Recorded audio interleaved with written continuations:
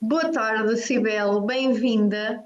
A Cibele Santos é a dona de obra de uma das próximas Passivhaus certificadas, de que está quase, quase, e hoje vai-nos aqui um bocadinho falar da sua experiência enquanto dona de obra que esteve aqui com um projeto e uma construção Passivhaus e quase, quase moradora de uma Passivhaus, percebermos aqui um bocadinho como é que foi todo este processo. Cibele, começava por te perguntar porquê que a tua casa é uma passival? É uma Passivhaus porque desde o início tínhamos necessidade de ter uma casa confortável.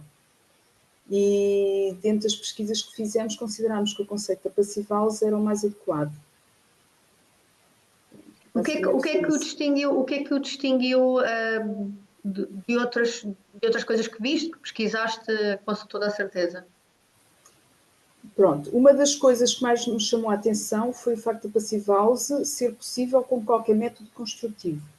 Isso é a mais-valia, ou seja, nós conseguimos usar a mão de obra que está disponível no mercado, conseguimos usar os materiais mais básicos e mais vulgares que estão no mercado, conseguíamos, depois de todos aqueles critérios que nós tínhamos, qualidade térmica, qualidade do ar interior, da parte acústica, que era muito importante para nós, e também que fosse uma casa eficiente do ponto de vista energético, que não tivesse muito custo no que toca ao aquecimento ou arrefecimento da casa.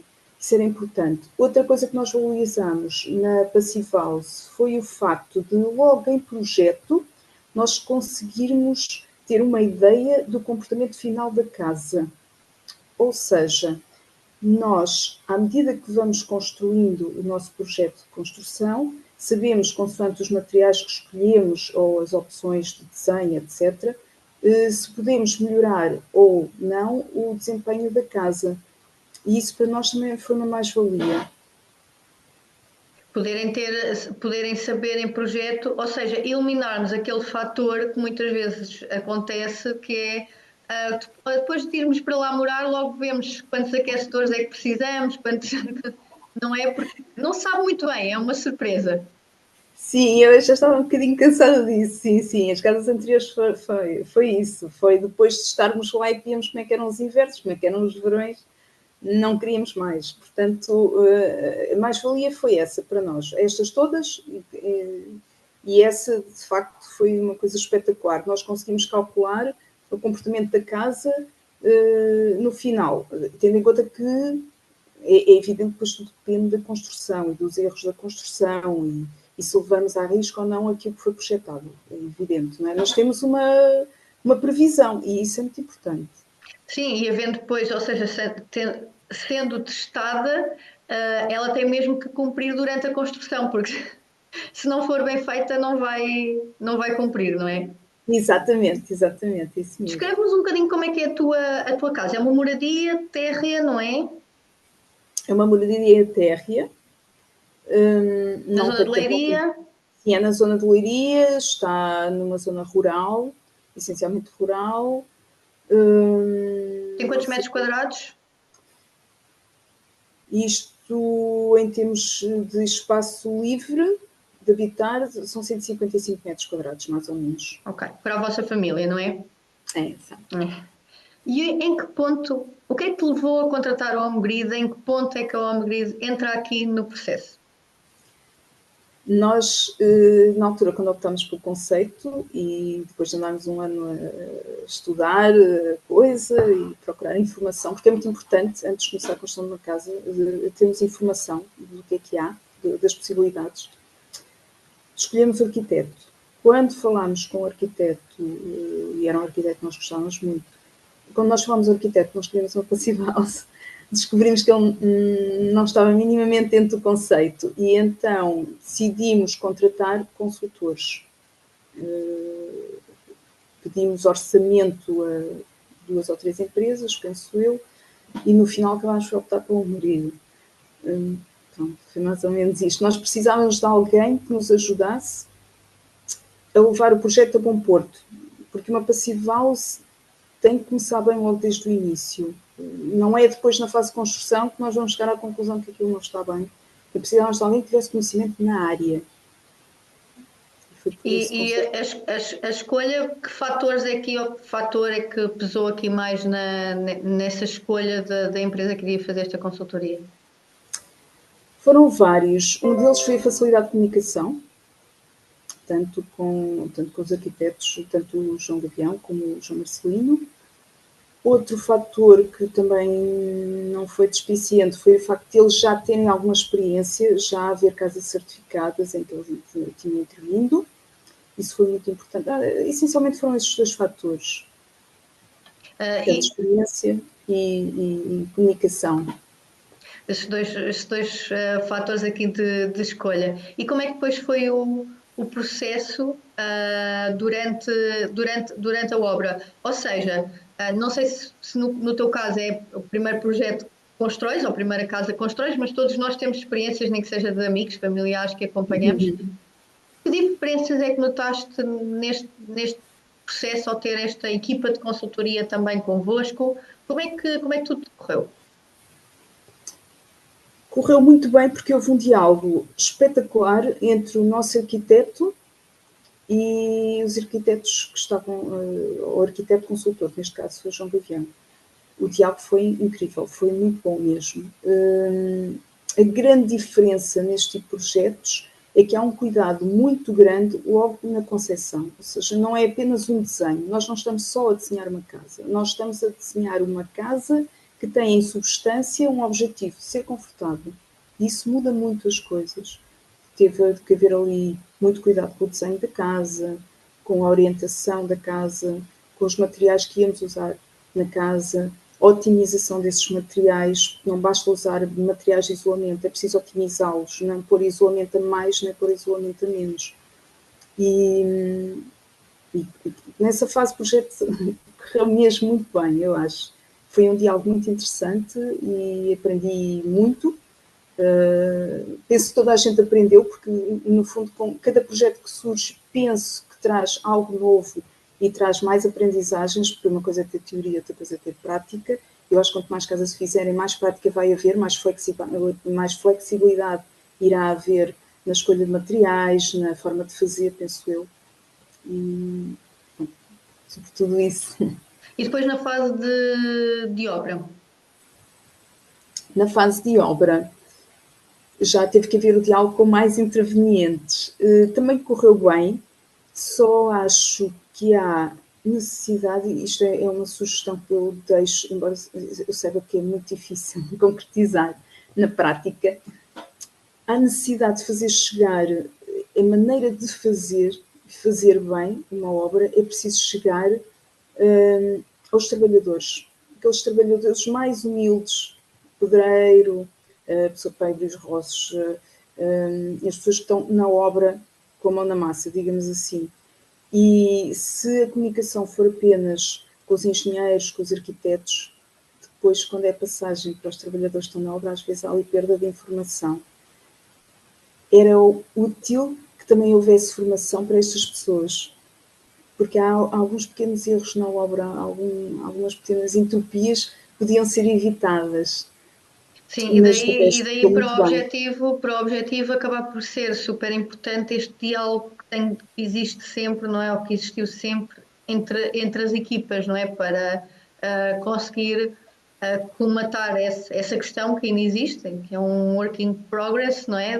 Para se conseguir formar pessoas, mas, ou seja, esse diálogo acaba por ser ainda mais fulcral, não é? Senão não se atinge aquilo que era o vosso objetivo, que era a certificação, que é a certificação. Sim, o diálogo é essencial e é essencial com todos os intervenientes que estão na obra. E no caso existiu e foi super importante, porque o projeto é uma coisa, a realidade da construção é outra. E há sempre coisas novas que surgem, problemas que surgem, e eles têm que ser resolvidos. Nesse aspecto funcionou bem. Nós conseguimos resolver as coisas que aconteceram, havia um diálogo permanente. Pronto, eu só acho a história dos trabalhadores tem a ver com o problema estrutural da nossa construção, a qualidade da mão de obra e a forma como se constrói.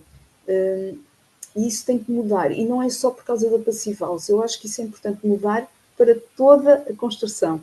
Porque há princípios básicos da Passivhaus deviam ser aplicados a todas as construções, porque são coisas básicas de bem construir. No fundo é construir bem. E eu reparei, é a primeira casa que eu estou a construir, nunca tinha construído uma casa antes, mas reparei nessa dificuldade prática da mão de obra no terreno, que muitas vezes não corresponde àquilo que nós transmitimos. Do ser simplesmente fazer bem feito, não é? O fazer bem feito, ou seja, o trabalho que dá o mesmo, o tempo que vai demorar a fazer é o mesmo, é só a diferença entre fazer bem ou não fazer bem. Sim, sim, os custos são os mesmos. A questão é que as pessoas estão habituadas a fazer de uma determinada maneira e acham no seu íntimo que estão a fazer bem. O problema é este. A malta, como abre os roços como sempre abriu e acha que aquilo está bem feito, mas não está. E é preciso mudar essa maneira de fazer. E estou a dar este exemplo, há mais. E para isso tem que haver formação. Sim. Passa aqui, envolve já questões técnicas e, e da própria mentalidade, pronto, de ser aqui estes dois aspectos, não é? Por aquilo também que estavas aqui a descrever. Há algum momento decisivo na fase de projeto ou na fase de obra que tu tenhas dito assim, olha, se nós não tivéssemos esta consultoria, isto não ia dar certo? Isso é desde o início. Tenho plena consciência que se não tivesse consultores a ajudar, eu nunca, nem pensar nisso, era uma aventura maluca. Porque aquilo tudo que eu disse é extensível a todos os intervenientes. Ninguém está habituado a fazer este tipo de casas, embora no final, e olhando para trás, fazer esta casa não é assim tão diferente de fazer uma casa comum, no sentido que aplicamos os mesmos materiais, só que fazemos é bem feitinho, aplicamos as coisas com critério, com rigor. Não é uma construção feita com rigor, mas não é um bicho de 7 cabeças. Pronto, parte um bocado daí. Mas tenho plena consciência que se eu não tivesse consultores desde o início do projeto, eu não conseguia fazer uma Passivhaus, nem pouco mais ou menos, porque ninguém está ainda, ou pelo menos as pessoas que estavam no projeto, não estavam habilitadas a fazê-lo. Sim. Desde o projetista até à empresa de construção não estavam. Ainda não é uma coisa que esteja muito espalhada, ainda não é uma coisa comum, este tipo de construção. Sim. Em relação aqui a um ponto em que já tocamos, é que volta aqui a ele, que é a questão da certificação. A casa já passou o Glory Door Test, daquela informação que tem, por isso está bem encaminhada aqui para a certificação. Sempre foi um objetivo vosso. Porquê? Sim, foi desde o início, por dois motivos. Uma questão de investimento, ou seja, estou a investir numa Passivhaus, então eu gostava de saber se esse investimento se realizou, é verdadeiro, e mais tarde, se eu tiver que vender a casa por qualquer motivo, eu tenho a garantia que estou a vender uma Passivhaus. E isso tem valor no mercado. A outra razão tem a ver com a responsabilização dos parceiros. É diferente eu estar a dizer a uma empresa de construção, um projetista, seja quem for, que eu quero construir uma Passivhaus ou que eu quero construir uma Passivhaus e que ela vai ser sujeita à certificação. Do cuidado na construção, penso eu, vai ser maior, há mais responsabilidade. E estes foram os dois motivos.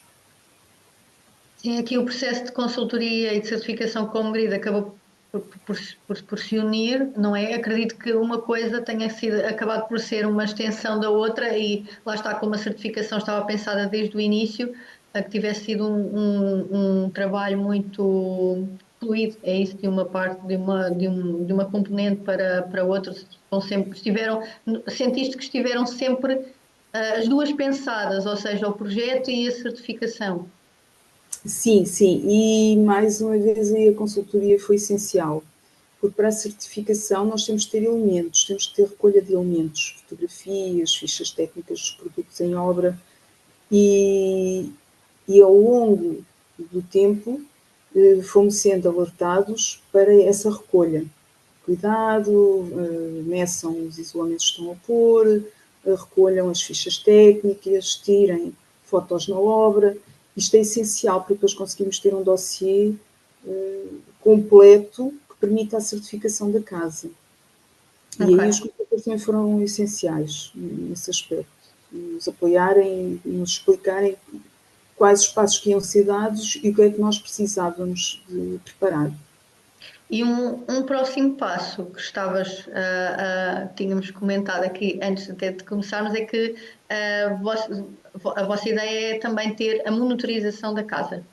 Porquê? Em que é que vai consistir esta monitorização e porquê? Eu acho engraçada a ideia da monitorização, porque, por um lado, porque é sempre uma maneira de eu avaliar a casa que tenho e saber o comportamento dela na prática, no dia a dia. Isso é muito importante. E a outra é permitir que se alargue o estudo em Portugal relativamente à Passive House. Eu acho que isso também é importante. É importante porque eu acredito que as pessoas deviam ter casas melhores. Eu passei a minha vida até agora a ter casas más e sem necessidade, eu acho. Não há necessidade de termos casas más, com o clima que temos. E quanto mais se estudar, quanto mais dados forem recolhidos, melhor. As coisas não avançam se não tivermos esta parte prática, se não tivermos esta recolha de dados, estes estudos. São os dois grandes motivos. E no fundo, ligando ao primeiro ponto, até que estavas a falar da questão de ter os dados, isso vai permitir-vos até otimizar algumas coisas mais, ou seja, a casa já é passive house, mas assim, com esses dados talvez possam ainda otimizar mais aquilo que são os consumos e os gastos da casa. Sim, eu penso que sim, até porque por aquilo que eu estudei acerca da Passive House, ela também depende muito do comportamento dos utilizadores. No fundo é como tudo, é como um automóvel. O automóvel gasta X aos 100, mas também depende da forma como eu uso. E a Passive House, no fundo, acaba por ser a mesma coisa. Uma boa utilização dá um melhor desempenho. E nós também vamos ter que aprender, porque nunca morámos numa casa destas, embora saibamos o básico, mas evidentemente no dia a dia vamos aprender coisas e vamos aprender comportamentos que vão melhorar o desempenho. Nesse aspecto, o facto da casa ter monitorização vai ajudar, penso eu. A ter também esses dados. Sibel, para terminarmos, para quem está indeciso, que começou a ver sobre o Passive House, mas ainda está aqui com dúvidas ou quer uma casa mais eficiente, anda naquele espaço de pesquisas que tu andaste durante um ano, não foi? O que é que tu poderias dizer a essas pessoas? O que eu posso dizer é que pesquisem a sério, porque vale a pena, porque uma casa é um investimento de uma vida, e para a maior parte das pessoas isto é mesmo assim, é um investimento de uma vida. Estarem a construir uma casa, despender tanto tempo, tanto dinheiro, tanto esforço, e depois não terem uma casa confortável, eu acho que é um fracasso muito grande. Eu não estou a dizer que a Passive House é a única solução, ou que é a melhor solução para toda a gente, não, nada disso. O que eu peço é, há muita informação na internet, infelizmente mais no estrangeiro do que em Portugal, embora em Portugal já haja mais do que na altura quando eu comecei a pesquisar. Informem-se, vejam os vários métodos construtivos que há, vejam os vários conceitos de casas eficientes que há e partam para um projeto com o máximo de informação possível para poderem fazer escolhas que um dia vos sejam favoráveis e isso só com informação. E vale a pena, eu acho que vale a pena. Muito obrigada, Sibel, por este bocadinho. Obrigada. Okay.